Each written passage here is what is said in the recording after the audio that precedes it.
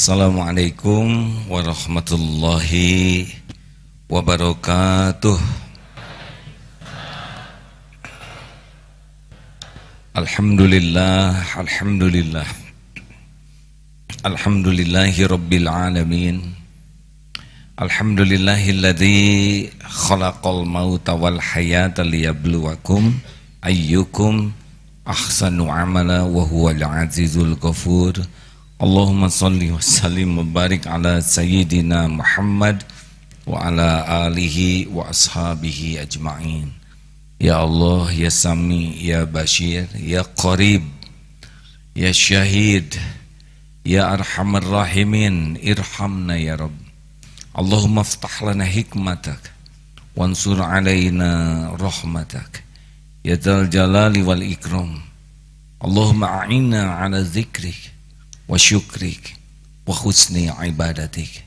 Taqabbal minna ya karim, innaka antas samiul alim, wa tub alaina innaka antat tawwabur rahim. Ya Allah, berkahi majlis ini, catatkan siapapun yang hadir jadi ahlul yakin padamu.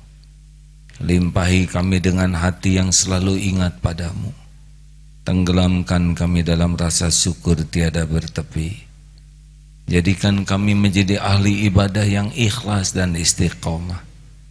Ya Allah, lindungi kami dari niat yang salah, dari ilmu yang salah, dari amal yang salah. Taqabbal minna ya karim.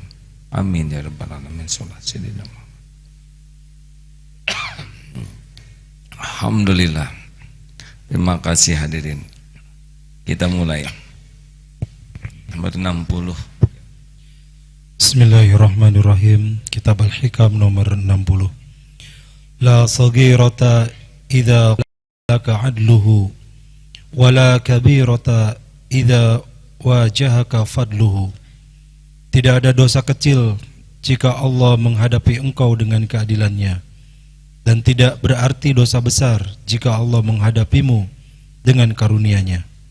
Nabi SAW bersabda, la kabirata ma'al istighfar wala saghirata ma'al israr.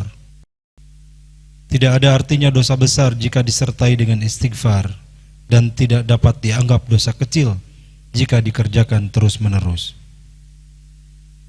Allah Subhanahu wa ta'ala, Dia maha teliti. Wa huwa alimun bidati sudur.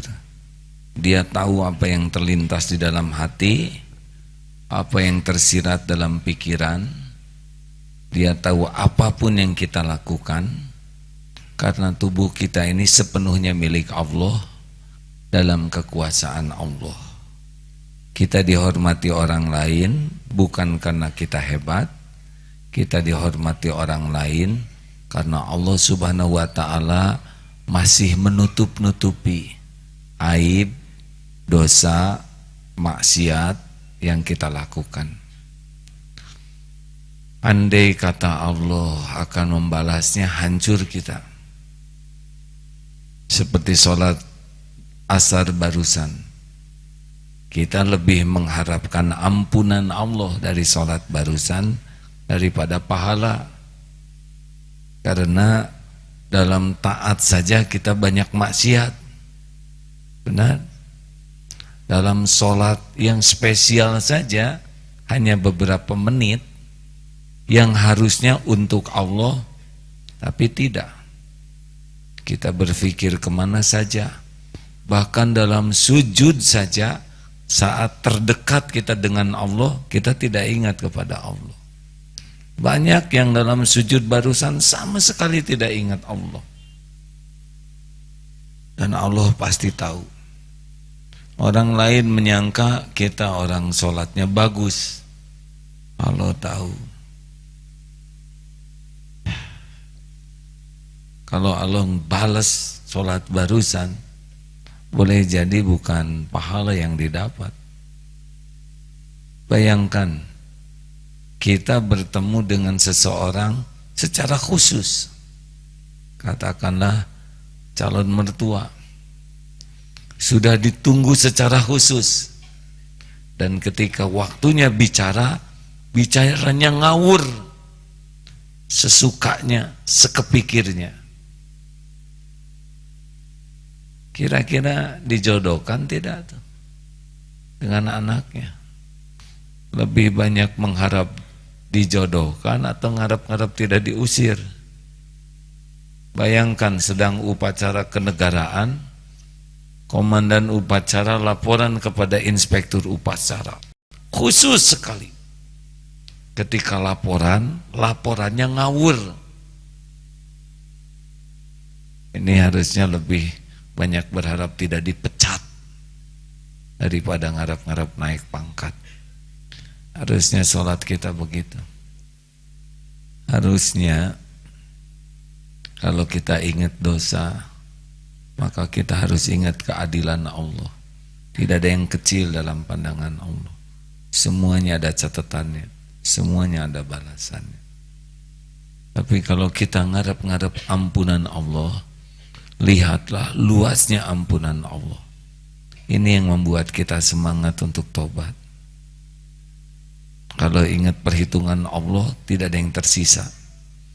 Sebutkan hadirin, kalau kita mati sore ini, kira-kira apa yang bisa kita bawa ke kubur nanti sore? Sholat? Saya sih sangat pesimis dengan sholat saya. Ngaji kita juga hanya baca saja. Tidak ada wajilat qulubuhum, tidak ada getaran-getaran di hati. Karena memang ngaji kita juga kadang hanya niat untuk dinilai orang, hanya niat untuk setor saja, hanya niat menunaikan kewajiban dari pesantren. Dan Allah tahu. Coba kalau kita mati nih jam 4, lalu dikubur nanti jam 6, setengah 6, apa yang dibawa ke kuburan kita? Ayo, mana?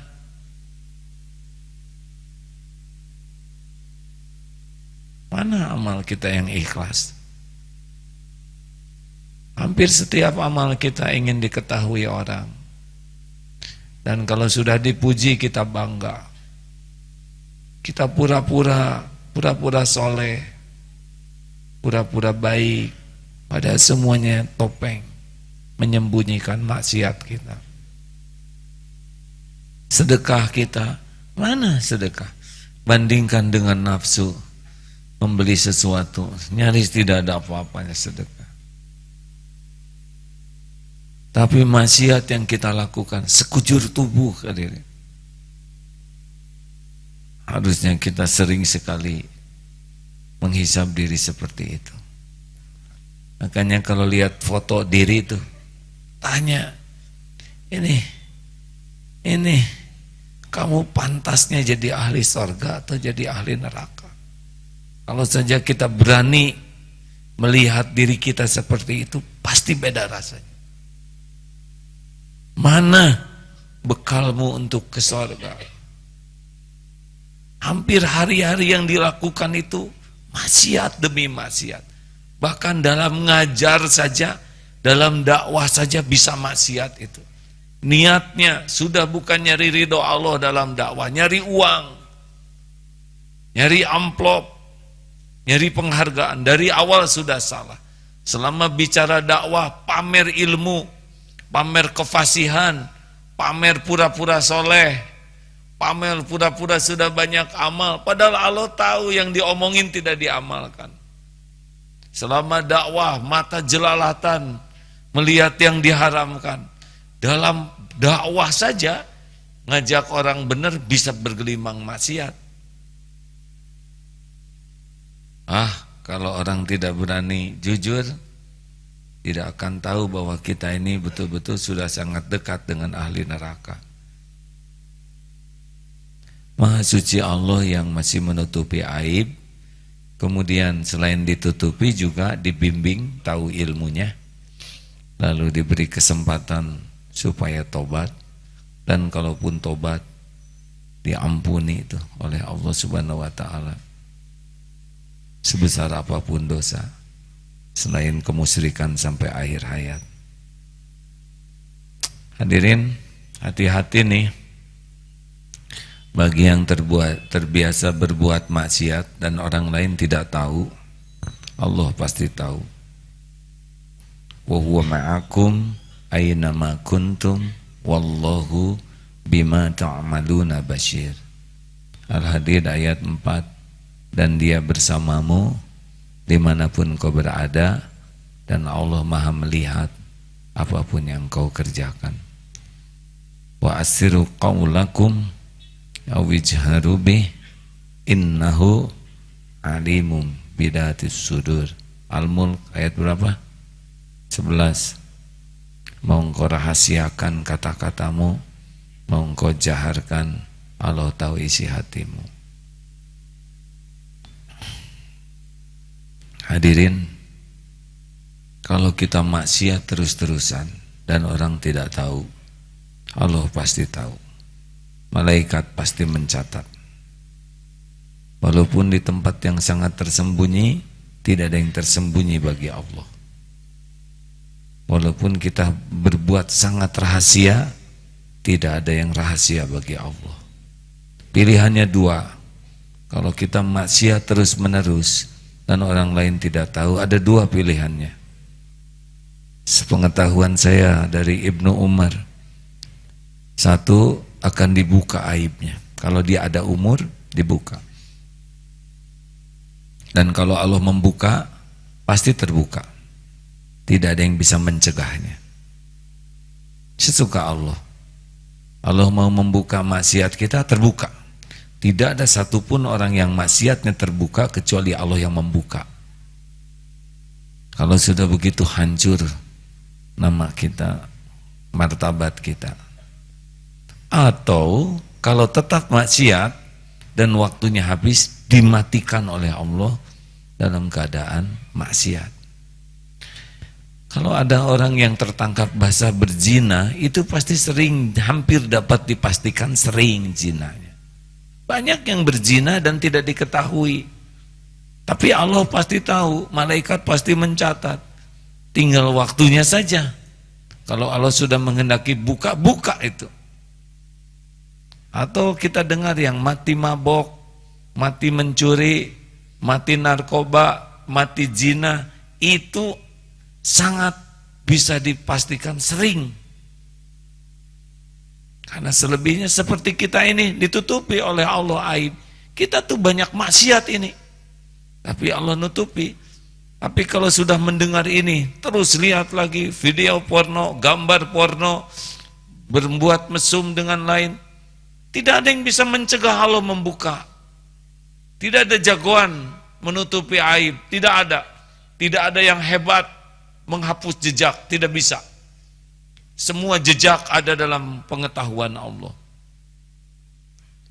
Itu terdakwa korupsi yang dibuka, sampai ada yang nyebut, demi Allah saya tidak mengambil apa-apa. Dan sekarang mengembalikan uang yang katanya demi Allah tidak ngambil apa-apa. Ketika dicocokkan suaranya sama, Allah yang memberi jalan supaya terbuka. Apakah ini ajab? Kita lihat sesudah dibuka. Kalau sesudah dibuka dia taubat nasuha, berarti dibuka itu bagian dari karunia. Tapi kalau sudah dibuka dia tetap tidak mau tobat, ya tinggal tunggu babak selanjutnya, mati su'ul khotimah. Mumpung ditutup nih hadirin, kita ini kan kumpul-kumpul gini karena Allah nutupin saja. Kalau Allah buka, malu kita sama sebelah kita. Sama Bapak Ibu hadir ke sini mendengar ini kan karena tidak tahu saja siapa Abdullah Gimnastiar yang diketahui Allah. Kalau dibuka, ya bubar juga. Dulu saja yang halal dibuka, gempar. Alhamdulillah halal dan tidak melakukan yang nista, ya, Maka kalau halal dibuka gempar, tetap saja diberi karunia. Tapi kalau yang nista dibuka, kalau tidak tobat, naudzubillah.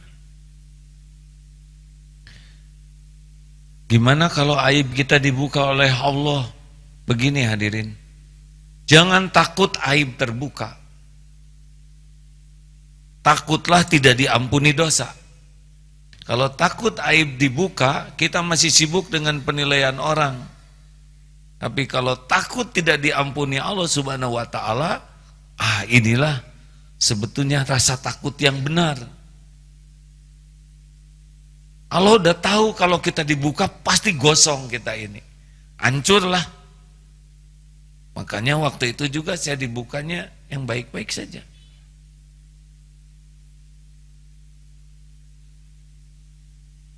Kalaupun kita terbuka aib suatu saat, jangan takut oleh penilaian orang kepada kita, tidak bahaya. Tapi takutlah yang ditutupinya tidak ditobati. Benar? Waduh, saya dihina orang. Itu penghina orang tidak seberapa dibanding dengan azab yang layak kita pikul karena dosa-dosa kita. Benar? Dihina orang ya begitu-begitu saja. Saudara mungkin belum nyoba ya dihina. Saya sudah.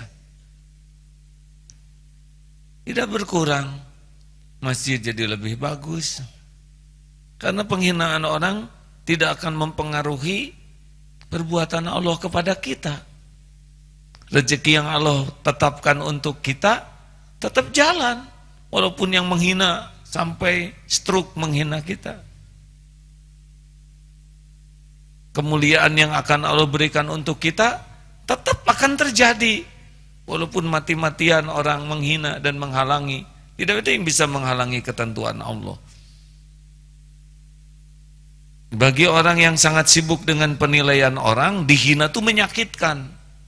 Tapi bagi orang yang memerlukan ampunan Allah, dihina itu merupakan jalan untuk bisa taubatan nasuha. Sedikitlah Allah membuka aib kita. Sedikit. Karena Allah tahu kalau dibuka, masalahnya akan lebih repot bagi kita. Itu yang ditangkap-tangkap juga coba. Kalau nanti saudara jadi jaksa iseng, waktu saudara terdakwa divonis hukuman 18 tahun karena terbukti korupsi, tok. Tanya, terdakwa, ini yang dibuka di sidang ini, berapa persen dari dosa yang ditutupi oleh Allah? Sedikit lah. Allah nutupin zinahnya, Allah nutupin beragam maksiat lain. Yang kebuka cuman korupsi itu saja. Korupsi yang tidak kebuka lebih banyak. Bersyukurlah kepada saudara terdakwa karena hanya sedikit yang dibuka oleh Allah. Jadi hanya 18 tahun. Kalau tidak, saudara akan dihukum mati seumur hidup. Tidak ada hukuman seperti itu. Di mana hukuman mati seumur hidup ya? Ibu, ini tamu kita hari ini banyak, 654 orang, tamu saja ini. Masya Allah. Ibu, mana acungkan tamu? Masya Allah. Kok cuma perempuan yang ngacung? Yayasan Darussalam Banjarnegara, Jawa Tengah. Masya Allah. Oh ini kelompok putih-putih. Terima kasih. 250 orang. Lawannya ini nih, SMP Negeri 5 Depok. Itu lawannya Pak, 289. Kalah Bapak ya. Bapak harus bergabung dengan MT Hayatun Thoyibah. Mana? Wah ini lawan anak-anak menang nih. Dan terakhir Islahus Sulaiman. Kalau mau ngacung-ngacung, kalau enggak harus jelas Bu. Ya alhamdulillah. Ciamis. Terima kasih hadirin. Jadi hikmah dari perjumpaan kali ini Jangan merasa aman. Kita setiap saat dibulak-balik hati oleh Allah. Dibuka aib kita ke orang yang membuat kita tobat lebih baik daripada ditutup aib dan tetap dalam maksiat. Jadi kalau kita maksiatnya lancar terus, itu lebih bahaya. Dibatan maksiat sedikit gagal. Orang yang disukai Allah tuh cirinya kalau mau maksiat dipersulit, kalau mau taat dipermudah. Dan ciri orang yang tidak disukai Allah, mau taat sulit, mau maksiat lancar. Mau korupsi 50 juta, malah keambil 500 juta. Itu teh bukan sukses, istijraj. Sekali ngedepin akhwat langsung naksir 5 orang. Bukan laku itu hadirin. Makin lancar maksiat, itu makin tidak disukai Allah. Dan nanti balasan yang paling mengerikan dalam hidup apa? Tahu tidak?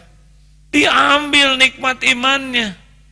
Lepas tuh keislaman kita. Udah hancur hidup kita. Makanya hati-hati, maksiat lancar, cabut aja nanti, tidak percaya ke Allah. Udah binasa kita itu. Pintu su'ul khotimahnya sudah jelas ya. Kesimpulan yang pertama, jangan nganggap remeh maksiat kecil. Karena ini nantang Allah. Tidak ada maksiat kecil kalau dilakukan terus-menerus. Dan yang kedua, kalau sudah terjadi dosa, bersegera tobat. Sebesar apapun dosa, kalau berhadapan dengan ampunan Allah Subhanahu wa Ta'ala, Allah Maha Pengampun. Innallaha yuhibbut tawwabin wa yuhibbul mutatahhirin. Masya Allah.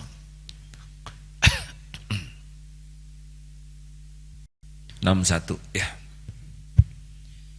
La amalun arajya lil qubuli min amalin yagibu anka syuhuduhu wa yuhtaqarru indaka wujuduhu. Tiada satu amal kebaikan yang dapat diharapkan diterima oleh Allah melebihi dari amal yang terlupa olehmu adanya dan remeh atau kecil dalam pandanganmu kejadiannya. Sedang duduk, ada kecoa terpeleset, kita balikan, jadi tengkurap lagi, pergi aja, lewat, kita tidak merasa. Boleh jadi itu lebih dahsyat daripada takblig akbar di hadapan ratusan ribu orang, yang difoto, yang dieluk-elukan, ngangkat, merasa hebat, merasa penting, merasa agung, menolong seekor kecoa atau nyamuk cuma satu, sepi, sudah kelihatan lemas, terbangnya tidak stabil, kita kasih tangan, sok yang kenyang, nggak akan habis seliter, terbang. Allah lihat tidak? Sudah tahu nyamuk ini apa pekerjaannya? Yusabbihu lahu ma fis samawati wa ma fil ard. Bertasbih itu nyamuk tuh. Allah lihat kita ngasih makan nyamuk. Saya belum pernah melakukannya hadirin ya. Aduh, saya takut keburu maktan indallah nih ya. Saya belum pernah melakukannya, bukan apa-apa. Saya khawatir nyamuk ini kurang amanah. Nanti dia beritahu teman-temannya, oh katanya enak di sana makan nggak diganggu. Ayo serbu. Itu yang saya khawatirkan. Bukan itulah. Hadirin, mungkin sederhana, kita lupa, tidak ada selfie, tidak dipotret, tidak di medsos. Itu yang paling aman. Boleh jadi itu yang dahsyat di sisi Allah. Medsos itu penghancur amal kalau tidak hati-hati. Baca Quran dikit, tret. Lagi sahur, alhamdulillah. Walaupun hanya dengan kurma, yang penting ibadah. Rot masuk. Lagi tahajud, tret. Hati-hati hadirin, benar-benar hati-hati. Yang sibuk ingin diketahui orang, puas dengan diketahui orang, bangga dengan orang lain tahu, mungkin itu yang tidak ada nilai sama sekali di sisi Allah. Allah tahu isi hati kita. Makanya dunia medsos ini, kalau tidak bijaksana, dunia penghancur amal. Kalau amal, ya. Kalau yang hak Allah, bukankah mau dakwah? Ya silakan, kalau saudara benar-benar mau dakwah, tapi jujur saja, puas diketahui Allah atau puas diketahui orang?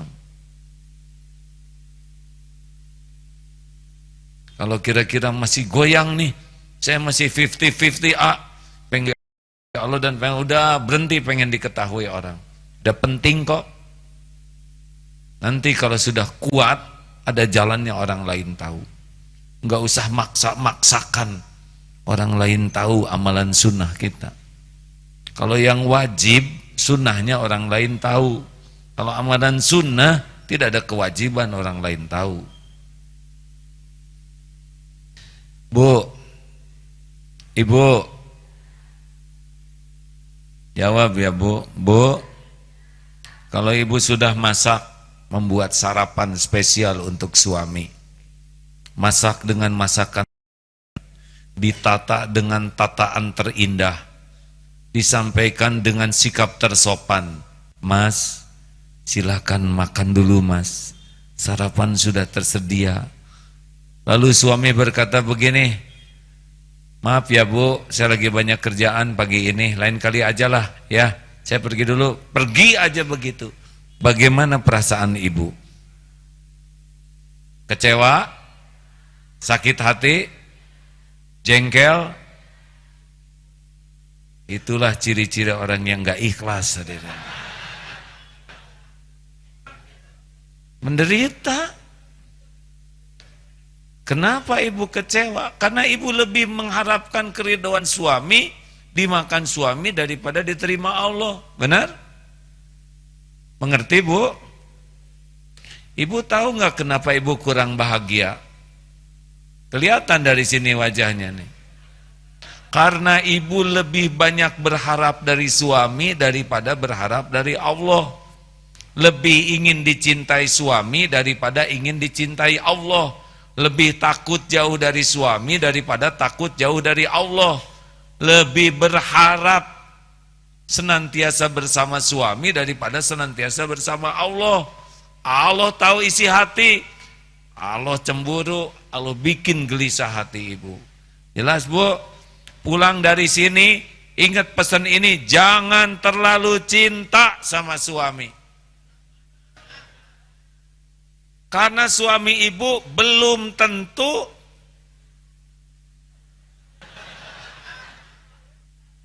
bukan belum tentu cinta, belum tentu panjang umur.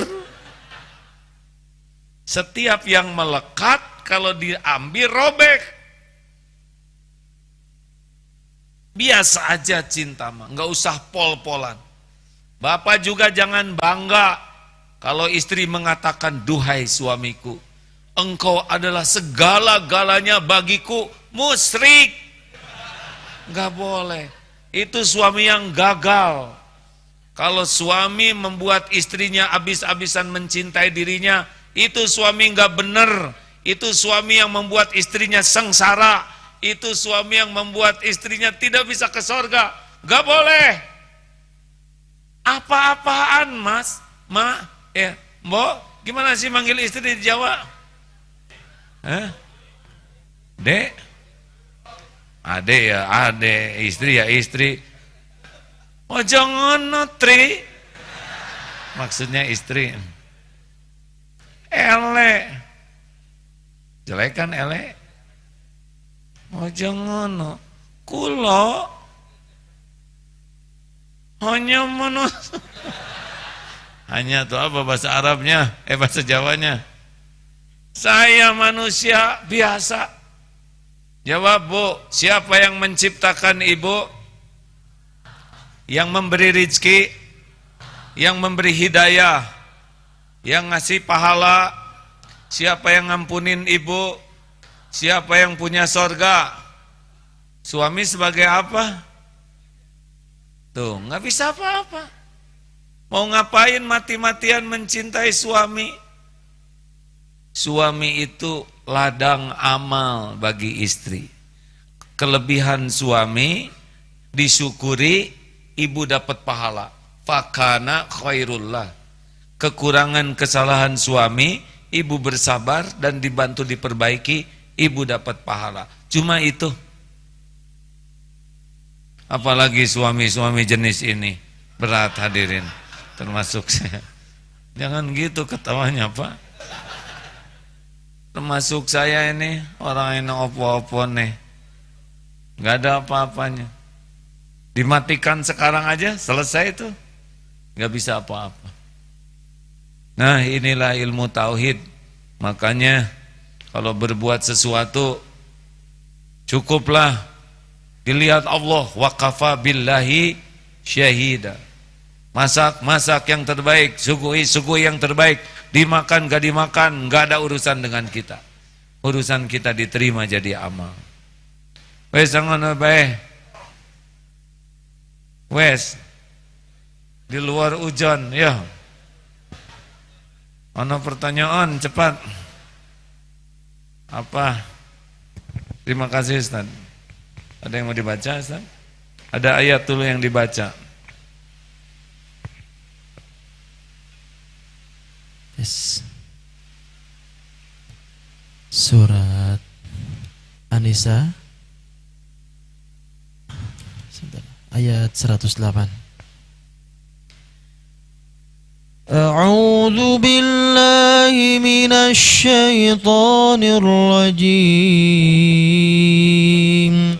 Bismillahirrahmanirrahim. Yastakhfuna minan nasi wa la yastakhfuna minallah wa huwa ma'ahum idh yubayyituna ma la yarda minal qawl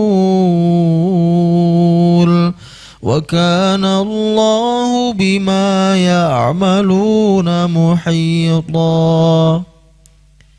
Mereka dapat bersembunyi dari manusia, akan tetapi mereka tidak dapat bersembunyi dari Allah, karena Allah beserta mereka ketika pada suatu malam mereka menetapkan keputusan rahasia yang tidak diridhoinya, dan Allah Maha meliputi terhadap apa yang mereka kerjakan.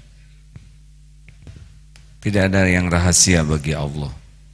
Tidak ada yang tempat yang tersembunyi. Semua tempat nyata bagi Allah Subhanahu wa ta'ala. Jangan coba-coba berbuat maksiat di tempat sembunyi-sembunyi. Orang yang munafik adalah yang menampilkan kesolehan di depan orang, tapi dalam kesendirian dia berbuat maksiat. Orang yang soleh asli di depan dan di belakang orang sama saja. Di depan orang kaya, depan orang miskin sama saja. Karena yang menilai adalah Allah Subhanahu wa ta'ala. Kalau saudara-saudara ada yang jadi mubalik, jadi ustad, ceramah di Istana Negara dengan ceramah di Astana Anyar sama. Tahu Astana Anyar? Pekuburan. Tidak ada hebatnya ceramah di Istana Negara, biasa saja. Di sana yang menilai adalah Allah, di kampung juga yang menilai adalah Allah. Tabligh akbar di depan ratusan ribu orang, dengan bicara di depan 2 orang sama. Sama apa? Sama yang menilai adalah Allah Subhanahu wa ta'ala. Kalau kita bangga di depan banyak orang, kita potret, kita publis seakan-akan kita hebat. Kalau di depan 2 orang kita tidak mau ngomong, berarti dia mencari penilaian jumlah. Tuhan dia jumlah. Kalau kita ketemu dengan jenderal dan sebagainya, menteri, dipotret, kita pamerkan kemana-mana. Bukan tidak boleh.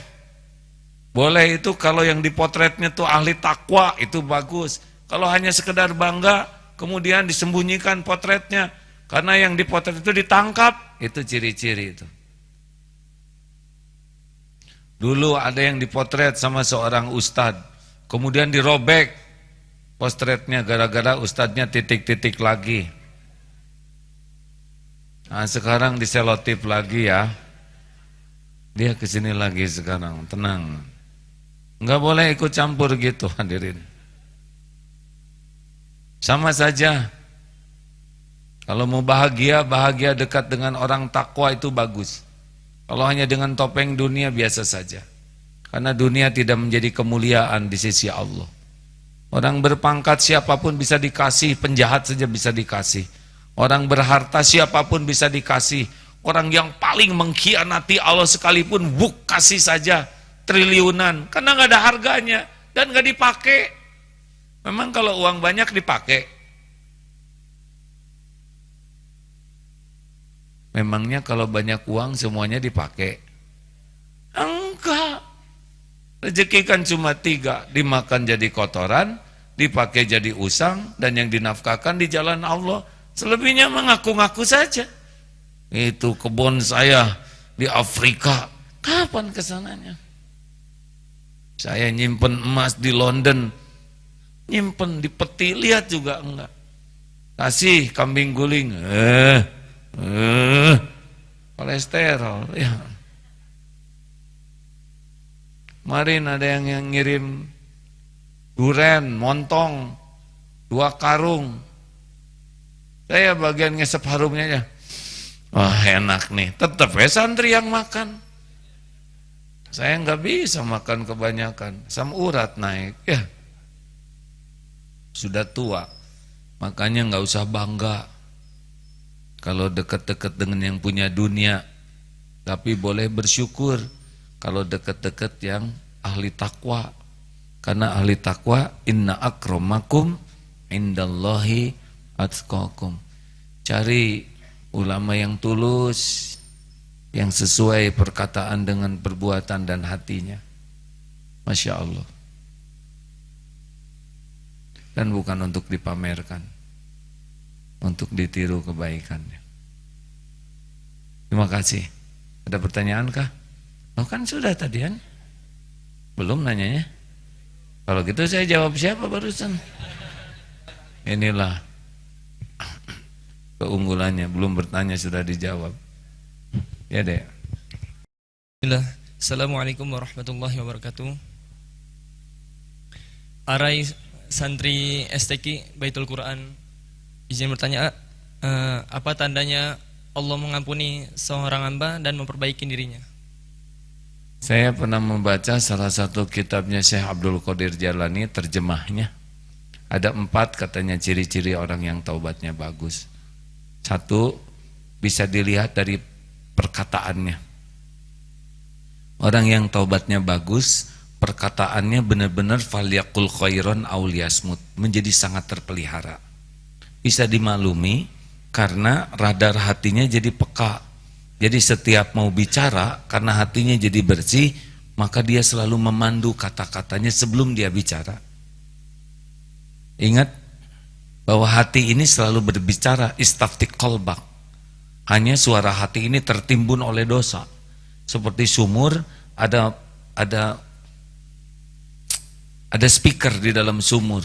Dia bunyi, tapi tumpukan dosa ini membuat sumur ini suaranya jadi tidak terdengar. Nah dengan tobat, si sampah ini diambil, jadi nyaring. Nah nyaringnya suara hati membuat rem mulut ini lebih terjaga. Jadi kalau orang tobat, saya sih sudah tobat dari kemarin juga. Air mata saya tuh jadi bukti. Tobat nih, ahli tobat. Kira-kira sudah tobat belum?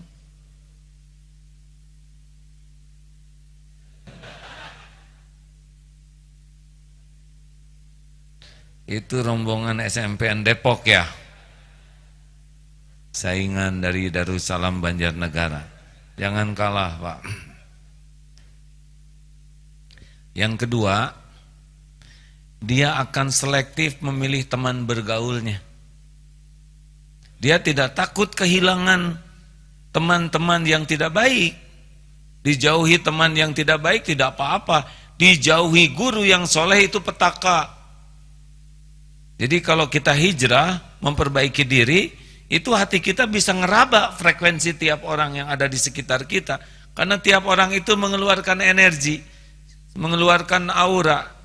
Nah, aura tiap orang itu kalau makin peka hatinya, dia bisa memilih teman yang kira-kira menguatkan iman, teman yang kira-kira merontokkan iman. Ada yang hijrah sedih, saya sedih, saya dijauhi teman-teman. Sedih, dijauhi teman-teman yang suka maksiat, itu karunia. Nanti Allah akan memberikan teman. Kalau gitu teman saya siapa yang menguatkan? Nanti kalau sudah jadi ragi, kalau masih jadi tempe atau peyem, tape, gak bisa. 3, tidak ada dengki dengan nikmat yang Allah berikan ke saudaranya. Jadi kalau tobatnya bagus tuh sayang aja ke orang lain. Lihat orang dapat nikmat tuh nggak ada dengki.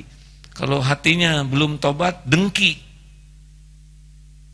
SMS, susah lihat orang senang, senang melihat orang susah. 4, dia tidak pernah bisa berhenti bertobat. Jadi ciri orang yang tobatnya bagus tuh, air mata tobatnya tuh selalu banyak. Asalnya dia tobat terhadap dosa besar, makin peka, dosa sedang juga makin terasa, nangis dengan dosa sedang. Lama-lama dosa kecil juga membuat dia nangis. Lama-lama dosa yang halus membuat dia nangis. Bahkan dia bisa menangisi tobatnya sendiri. Saya tobat tapi tetap nggak berubah. Jadi orang-orang yang tobatnya bagus itu, dia akan senantiasa bertobat. Itu yang saya dapat pahami dari bukunya Syekh Abdul Qadir Jailani. Terima kasih, Dek. Lagu B, Mak-mak. Ini partai Mak-mak apa? Silakan, Bu. Mbak dengan Mbok tuh apa bedanya, Mas? Sama ya?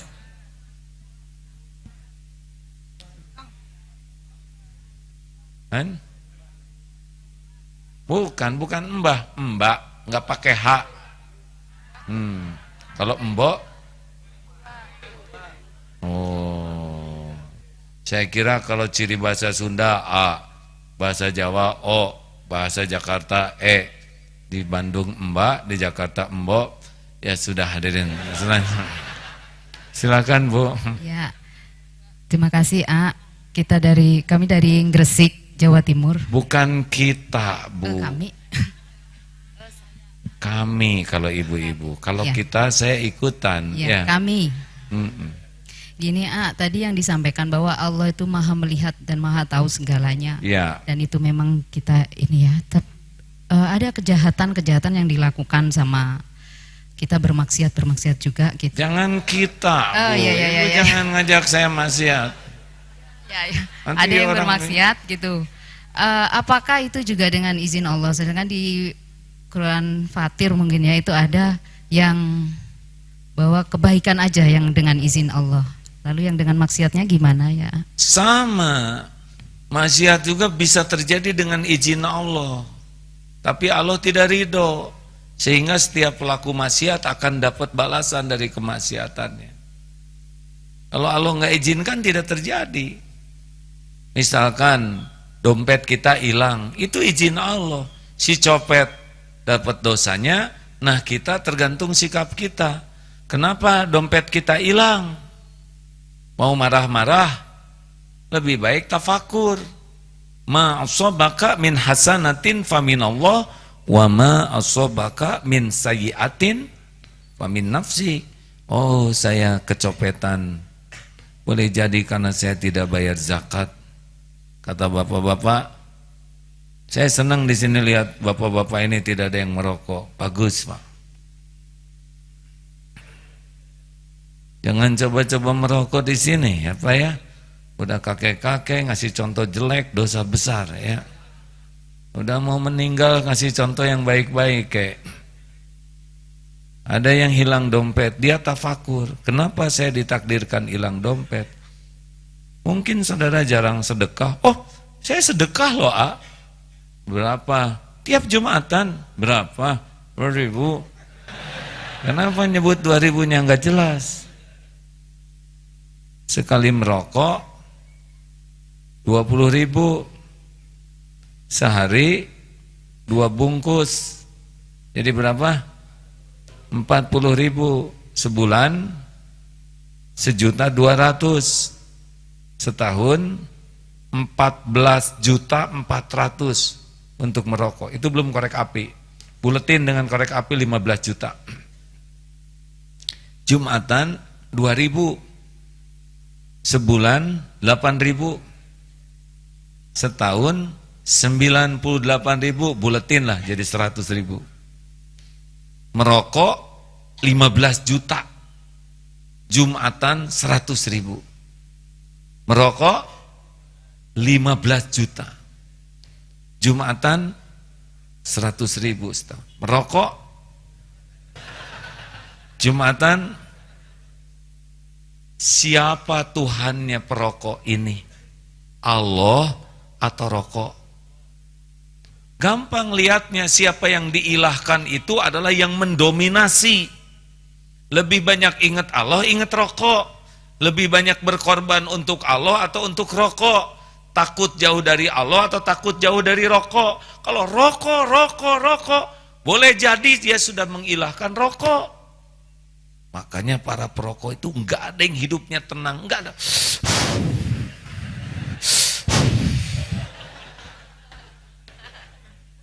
Coba perhatikan. Enggak ada yang, enggak ada.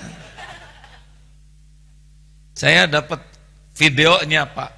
Yang punya pabrik rokok tuh tidak mau merokok. Mungkin kalau ditanya oleh karyawan, bos punya pabrik rokok, kenapa bos tidak merokok? Pakai dong otaknya, pakai dong matanya. Baca, merokok menyebabkan kanker, serangan jantung, impoten, gangguan kehamilan dan janin. Ngerti? Mau apa kami jadi orang kaya kalau kami penyakitan? Ya kanker, ya jantungan, ya impoten. Pakai dong otaknya, gitu. Kata karyawan, kenapa dong tahu gitu bos masih bikin rokok? Rokok tuh dibikin buat yang gak bisa baca, ngaco. Gitu katanya.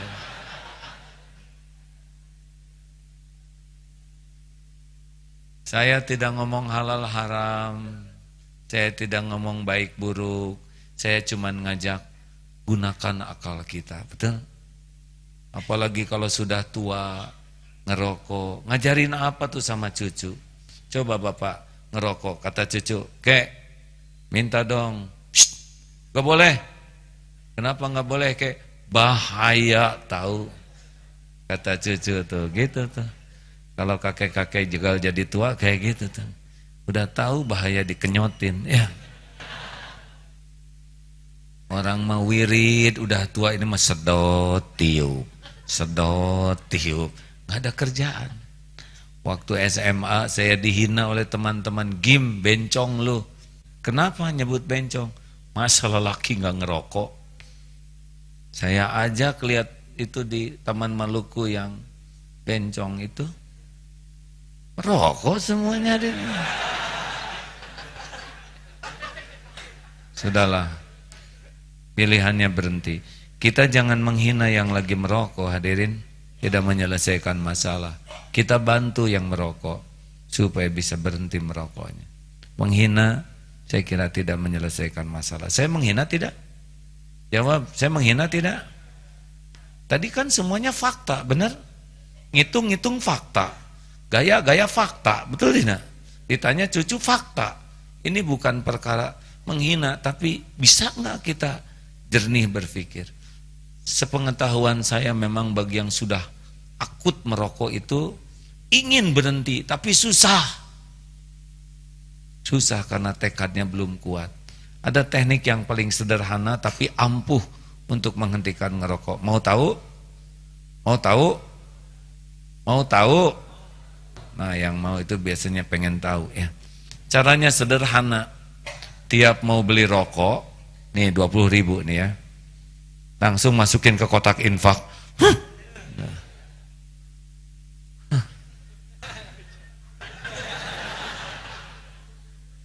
Tiap mau beli rokok, aduh, mungkin sangat tidak nyaman, mungkin ya, karena saya tidak pernah merokok. Sangat paham. Allah tahu kegigihan dia ingin melepaskan dari jeratan rokok. Apa sulitnya bagi Allah mengubah rasa pahit ini menjadi rasa puas dengan bermujahadah. Benar? Tidak ada yang tidak mungkin lah kalau Allah nolong. Dan banyak yang sudah tertolong.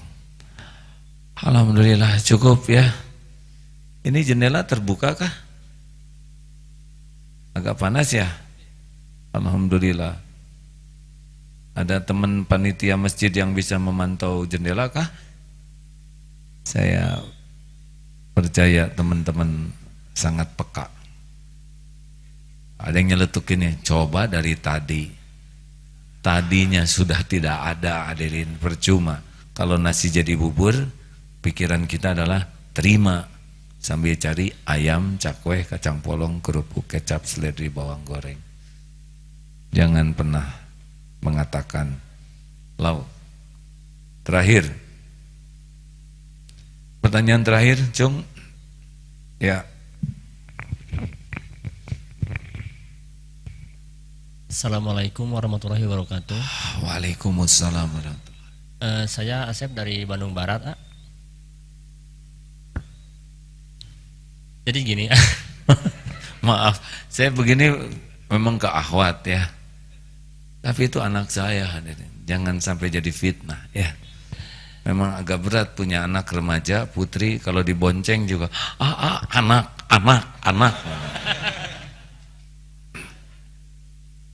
Ya, Dek. Jadi gini, pertanyaannya seperti ini.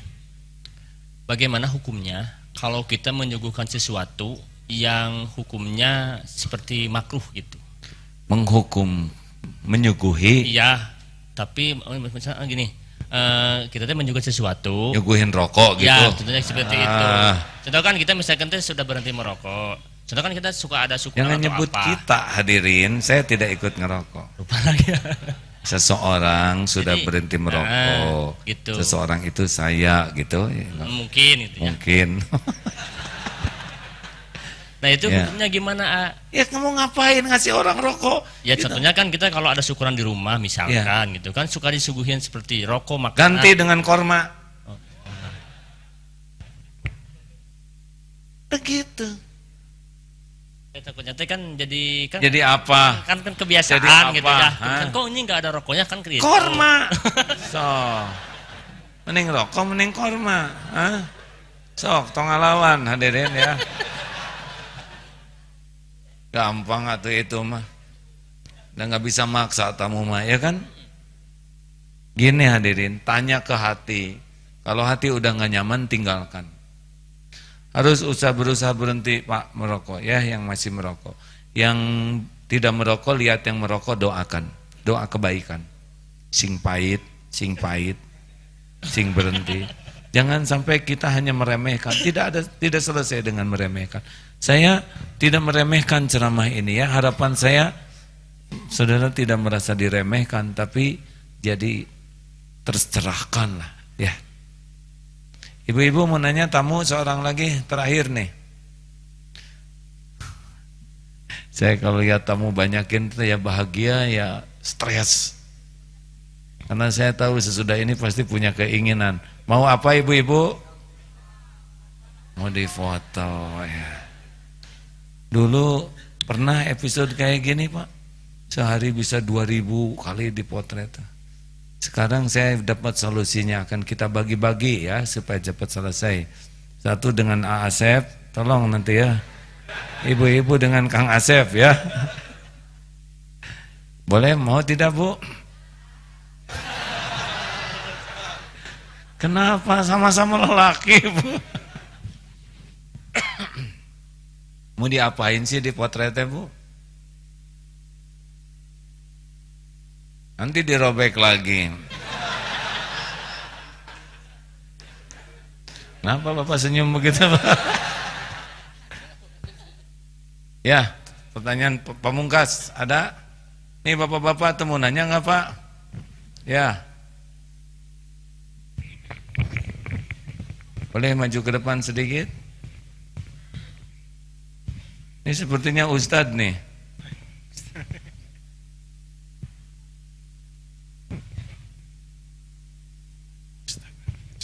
Assalamualaikum warahmatullahi wabarakatuh. Perkenalkan, nama saya Handa. Saya dari Bangka Belitung, Kak. Bangka Belitung. Suka ceramah juga ya? Enggak. Enggak? Ya udah tuh. Gini ya, yang pengen saya tanyakan ya. Saya sebenarnya bukan membanggakan diri ya, cuma cerita gitu loh. Saya ini sering ikut pengajian juga. Kebetulan di rumah juga sering buka pengajian gitu ya. Tapi semakin saya gitu belajar gitu ya, di dalam hati saya merasa nggak punya apa-apa gitu.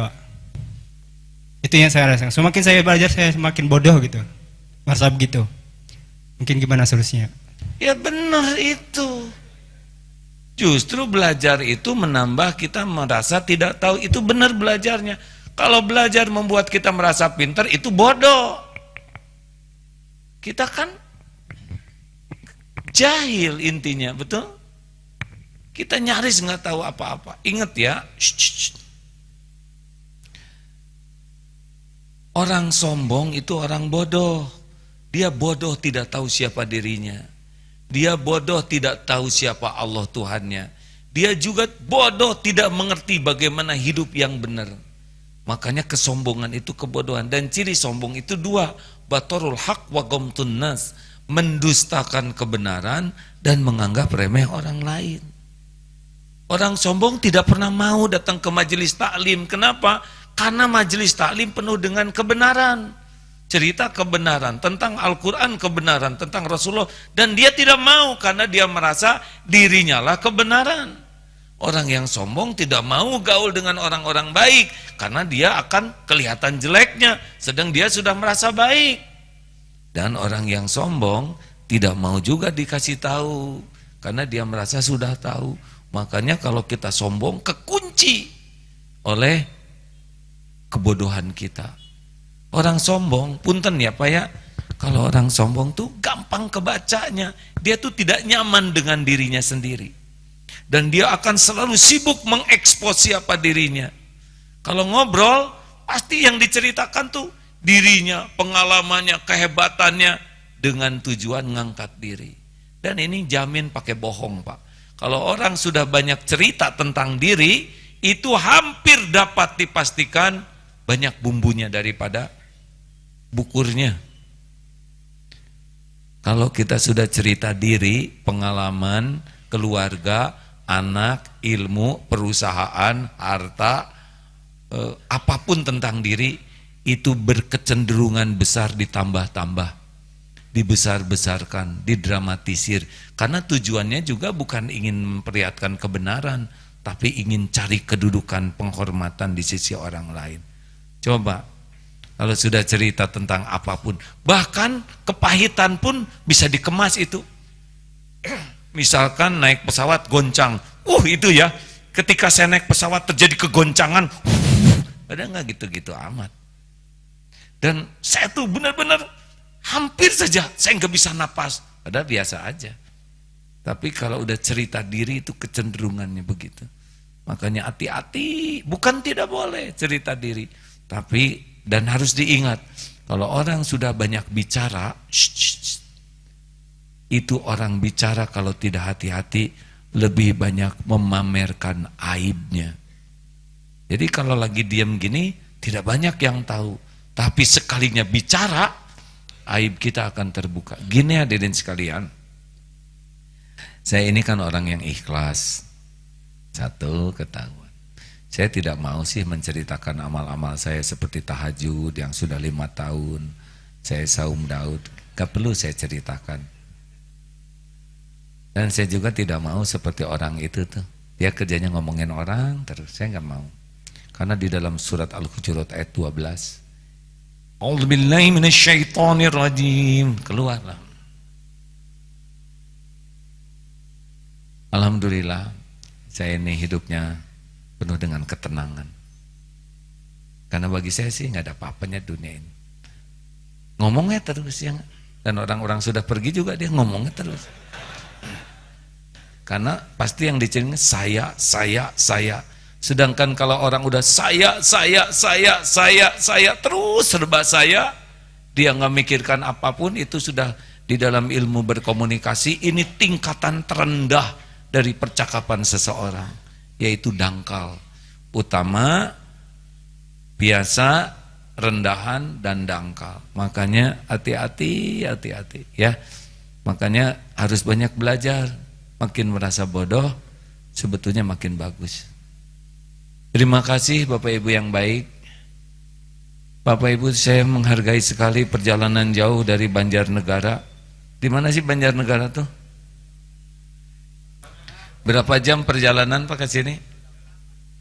8 jam. Oh, mirip umroh ya.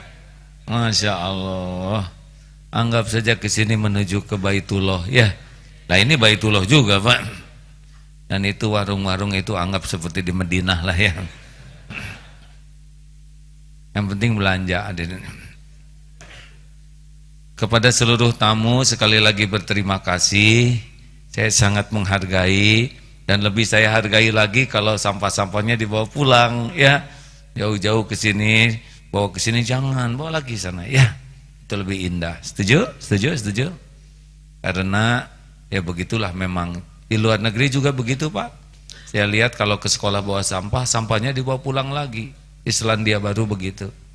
Nah jadi kalau Bapak kurang lihat tempat sampah di sini, maksudnya bawa lagi. Kemudian di sini tidak ada yang merokok, jadi tidak perlu dikasih contoh ya. TSP, tahan dari buang sampah sembarangan, simpan sampah pada tempatnya, pungut sampah adalah sedekah. Tolong dijadikan bekal oleh-oleh. Di sini juga bersih tidak Pak? Jawab, bersih tidak? Rapi tidak? Tertib? Teratur? Namanya BRTT, bersih, rapi, tertib, teratur. Tolong bawa pulang juga ya ke sana oleh-olehnya. Dan yang terakhir 5S. Apa S yang pertama? Senyum, salam, sapa, sopan, santun. Nah itu aja oleh-olehnya nanti ke sana. Jadi jangan heran pulang dari Banjarnegara tuh keluar dari bis teh. Salam. Mudah-mudahan tidak hanya berkunjung ke sini, tetapi ada perubahan yang jauh lebih baik dari kebaikan-kebaikan yang sudah ada ya. Allahumma salli ala Sayyidina Muhammad wa ala alihi wa ashabihi ajma'in. Alhamdulillahirabbil alamin. Ya Allah ya Arhamar Rahimin, irhamna ya Karim. Ya Hayyu ya Qayyum birahmatika nastaghits. Allahumma inna nas'aluka imanan kamilan wa yaqinan shadiqan wa qalban khashi'an wa lisanan zakiran. Allahumma inna nas'aluka taubatan nasuha wa taubatan qoblal maut wa rahmatan indal maut wa magfiratan ba'dal maut. Allahumma hawwin alaina fi sakaratil maut. Allahumma inna nas'aluka husnal khatimah wa na'udzubika min su'il khatimah. Doa yang maha menatap berkahi majelis ini. Muliakan siapapun yang hadir ini dengan nikmat iman. Muliakan dengan akhlakul karimah. Muliakan dengan perilaku yang istiqomah. Muliakan kami dengan doa yang Engkau ijabah. Cukupi kami hanya dengan rezeki yang halal barokah. Karuniakan lahir batin sehat wal afiyah. Ya Allah, jauhkan dari kami semua bala wal musibah. Istiqomahkan kami ya Allah. Karuniakan keluarga sakinah, keluarga hafiz-hafizah. Undang ke Baitullah jamaah ini ya Allah. Jadikan haji hajah mabrur-mabrurah. Allahumma gfir lil mu'minina wal mu'minat wal muslimina wal muslimat al-ahya'i minhum wal amwat. Ya Allah, karuniakan kepada kami para pemimpin yang betul-betul beriman teguh, para pemimpin yang bersih dari kemunafikan, yang tidak berdusta, yang tidak mengingkari janji, yang tidak mengkhianati amanah. Karuniakan kepada kami para pemimpin yang mencintai umat-Mu ya Allah. Rabbana atina fid dunya hasanah wa fil akhirati hasanah wa qina adzabannar. Subhana rabbika rabbil izzati amma yasifun. Wassalamun alal mursalin walhamdulillahi rabbil alamin.